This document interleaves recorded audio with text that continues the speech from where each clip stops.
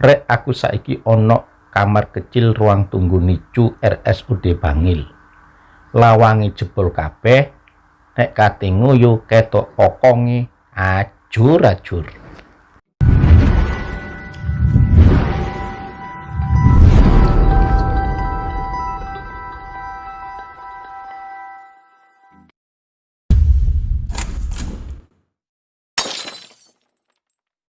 Assalamualaikum Bapak Ibu semuanya, poro sederek sedoyo, Sulis TV di sini.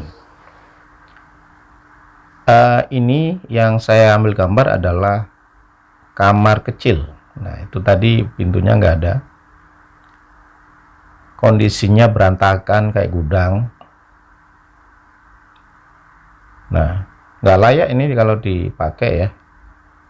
Kemudian pintunya ini jebol. Jadi dua pintu jebol ini, pintu masuknya jebol, pintu kamar mandinya jebol. Lalu di mana ini? Ya, ini di RSUD Bangil. Ini Sulis TV mendapatkan informasi dari teman-teman atau ada teman yang saudaranya dirawat di sini. Tepatnya di ruang tunggu ruang Alamanda. Nah, ruang Alamanda ini adalah NICU. NICU itu adalah semacam IGD-nya balita atau bayi. Nah, bayi-bayi yang sakit atau yang baru melahirkan gitu kan, dalam kondisi kurang bagus atau kurang normal, dirawat di NICU ini. Nah, oleh tim medis itu keluarganya pasien balita atau bayi itu disuruh nunggu di ruang tunggu yang kacau, pokoknya nggak layak disebut ruang tunggu. Bahkan kamar kecilnya ya modelnya kayak gini nih, udah berantakan kayak gudang, kotor, pintunya jebol. Lah orang mau nunggu bagaimana dong, kebutuhan dasarnya nggak terpenuhi. Mau buang air kecil susah, buang air besar apalagi. Padahal yang nunggu itu ibu-ibu semua di sini.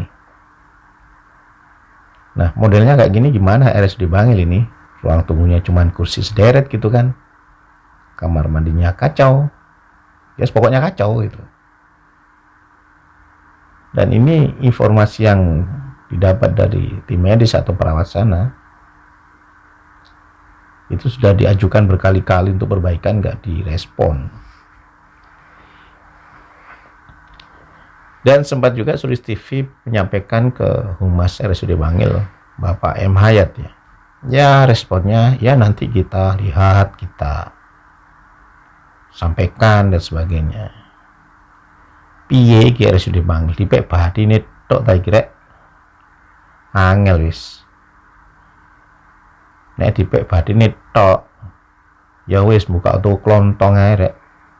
Kacau wis angel modele kok ngene. Gak tepak belas RSUD Bangil iki. Oh, wis angel.